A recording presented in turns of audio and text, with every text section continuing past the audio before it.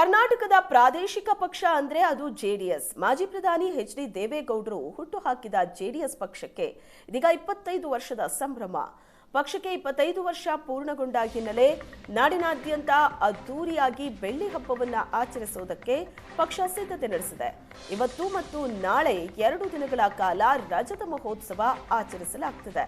ಇನ್ನು ಬೆಳ್ಳಿ ಹಬ್ಬ ಹಿನ್ನೆಲೆ ಇಂದು ಸಂಜೆ ಪಕ್ಷದ ಕಚೇರಿ ಜೆಪಿ ಭವನದಲ್ಲಿ ಮಾಜಿ ಪ್ರಧಾನಿ ಎಚ್.ಡಿ. ದೇವೇಗೌಡರು ಧ್ವಜಾರೋಹಣ ನೆರವೇರಿಸಲಿದ್ದಾರೆ.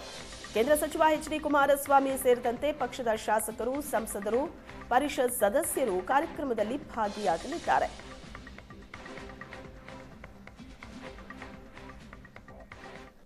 ಬೆಳ್ಳಿ ಹಬ್ಬ ಅಂತ ಕರಿತಿರೋ, ರಜತ ಮಹೋತ್ಸವ ಅಂತ ಕರಿತಿರೋ, ಆದರೆ ಒಂದು ಈ ಕರ್ನಾಟಕ ರಾಜ್ಯದಲ್ಲಿ ಒಂದು ಪ್ರಾದೇಶಿಕ ಪಕ್ಷವನ್ನು 25 ವರ್ಷಗಳ ಕಾಲ ಇಷ್ಟೊಂದು ಬಲವಾಗಿ ಕಟ್ಟಿರ್ತಕ್ಕಂಥ ಪಕ್ಷ ಬಹುಶಃ ಇದು ಒಂದು ಏಕೈಕ ಪಕ್ಷ, ಅದು ಪ್ರಾದೇಶಿಕ ಜನತಾದಳ ಪಕ್ಷ.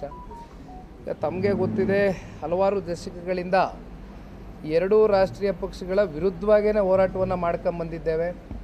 ಅಧಿಕಾರ ಇದ್ದಂಥ ಅವಧಿ ಭಾಳ ಕಮ್ಮಿ, ಆದರೆ ಅಧಿಕಾರದಲ್ಲಿದ್ದಾಗ ಏನೇನು ಸಾಧನೆಗಳು, ಏನೇನು ಅದರಲ್ಲೂ ಸನ್ಮಾನ್ಯ ದೇವೇಗೌಡರು ಸಾಹೇಬರ ಕಾಲ್ಗಡದಿಂದ ನಾವು ಚರ್ಚೆ ಮಾಡ್ತಕ್ಕಂಥದ್ದಾದರೆ ಅಲ್ಲಿ ತಾವೆಲ್ಲರೂ ನೋಡ್ಬೋದು. ಸನ್ಮಾನ್ಯ ದೇವೇಗೌಡರು ಸಾಹೇಬರು ಯಾವ ಊರಲ್ಲಿ ಹುಟ್ಟಿದ್ರು, ಆಮೇಲೆ ಅವರ ವೈಯಕ್ತಿಕ ಬದುಕಿರ್ಬೋದು, ಜೊತೆಯಲ್ಲಿ ಅವರು ರಾಜಕೀಯವಾಗಿ ಅವರು ಯಾವ್ಯಾವ ರೀತಿ ಅವರ ನಡೆಗಳನ್ನ ಇಟ್ಟಿದ್ದಾರೆ ಅಂತಕ್ಕಂಥದ್ದು ಪ್ರತಿಯೊಂದು ಕೂಡ ಎಕ್ಸಿಬಿಷನ್ ಮೂಲಕ ಇಡೀ ರಾಜ್ಯದ ಜನತೆಗೆ ಇದು ಒಂದು ಮಾಡೆಲ್ ಆಗಿ ಏನು ಪ್ರೆಸೆಂಟ್ ಮಾಡ್ತಾ ಇದ್ದೇವೆ.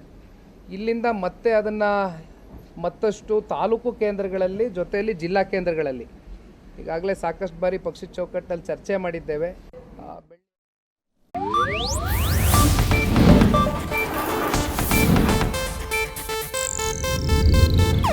ಇದು ಏಷ್ಯಾನೆಟ್ ನ್ಯೂಸ್ ನೆಟ್ವರ್ಕ್ ಪ್ರಸ್ತುತಿ.